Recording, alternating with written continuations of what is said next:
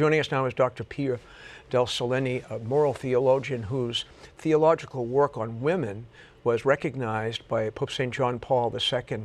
Doctor, it's great to have you with us on this momentous day in the life of the Church. Thank you for being with us. Good to be with you, Your Excellency and Victoria. Thank you for having me.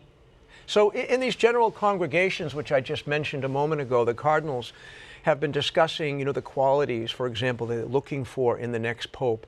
And some of those qualities, of course, include being a builder of bridges. That's what the word pontifex.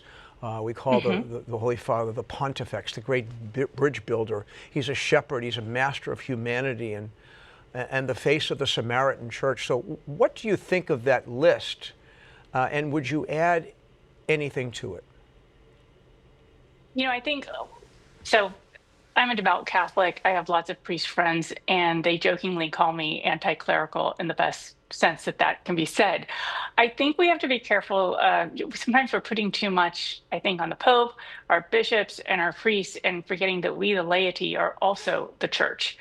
And in fact, one time I was in a situation where somebody was very deferential to a caller and shouldn't have been. And their excuse was, well, he's the church. And it was wonderful because this other priest stepped up and he said, no, you're the church. So in terms of this next pope, I do think we're going to need somebody that's a manager. There are some very earthly concerns that need to be dealt with. There's Vatican finances, there's the pension fund, there's the sex abuse crisis that continues. The church is still trying to wrestle, I would say trying to wrestle with the fact that adults can be victims. So these are very mundane things.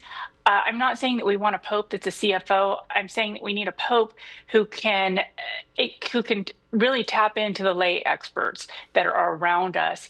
And I think all of our popes, the preceding three popes, the three popes of my lifetime, have, in fact, they've been wonderful communicators, right? And even for people who disagreed with Francis, the fact is that there's something in the office of the papacy that reaches people, whether they're Catholic or not, and that is really profound.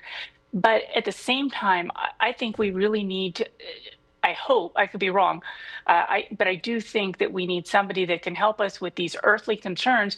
And in the earthly concerns, I'd like to see really a collaboration with the laity. I think that there are tons of lay people out there that have the skill set to help the church navigate these earthly matters, but they're earthly matters that are really important for the future of the church. So, Dr. Pia, can we talk about one of those earthly matters? I know that you have spoken out before about the pension deficit for the Vatican employees. Right. So I've gotten my information from the press. Pillar had a recent article talking about the fact that about 10 years ago, there's a deficit in the Vatican pension fund. So this is for all the people that work and have worked at the Vatican. We're talking about hundreds, if not thousands of people.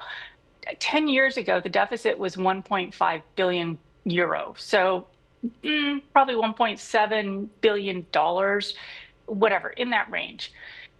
And it was drawn to the Holy Father's attention.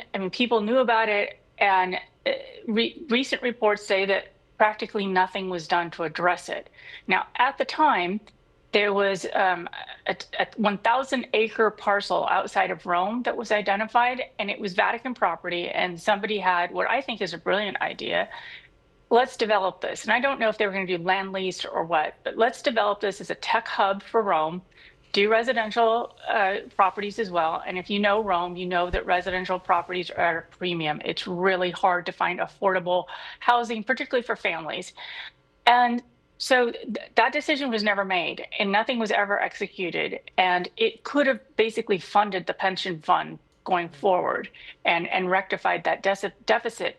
And instead, in 2024, Pope Francis decided to put solar panels on 1,000 acres. And to me, this is a real missed opportunity because, again, I know that we have the lay experts. It's not me. I'm a theologian, but I know we have lay experts who know how to build communities.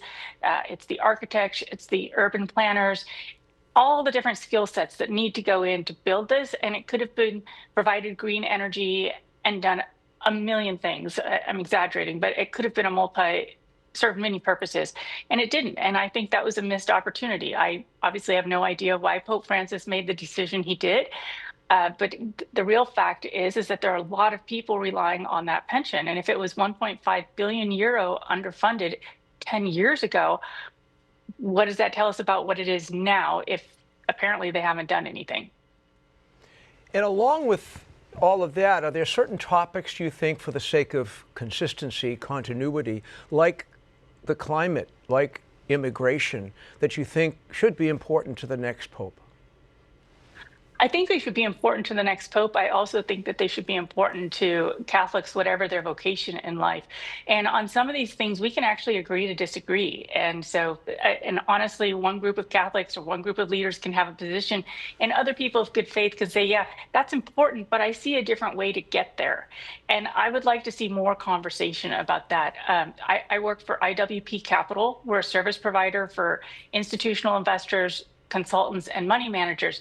And we screen investments according to Catholic and Christian values using the bishop's guidelines and Mentorum Bonum. We vote the proxies and we do corporate engagement. I was hired as a moral theologian to do corporate engagement. One of the challenging things we have is around the way that the Vatican has addressed fossil fuels is very, very challenging, because frankly, it's not workable. In Laudato Si, we're not supposed to use our air conditioning, and we're not supposed to invest in fossil fuels. But the fact is that not one of us could have gotten up and brushed our teeth today without fossil fuels. Furthermore, these companies actually are the largest investors in green energy. So these are nuanced questions. I'm working on a conference. It's not public yet, but hopefully a conference related to these matters in October. And I would really love to gather the experts together and say, how do we do something that respects creation, respects the climate, that we should do as stewards of the climate, and is scientifically based? And so, again, these issues, Vatican II was almost 60 years ago, and there are a lot of faithful lay Catholics that want to serve the church. And, they want to do more. I mean, I know CEOs that, during COVID, they were wiping down the pews with disinfectant. Great, they're happy to do it. But at the same time, they're also people that could be providing expert help to the church. And this is a beautiful opportunity. And again, I go back to, I think we expect too much from our clerical, episcopal, and papal leadership. We want, no matter who the Pope is elected, I can guarantee you that a lot of people are not going to like him.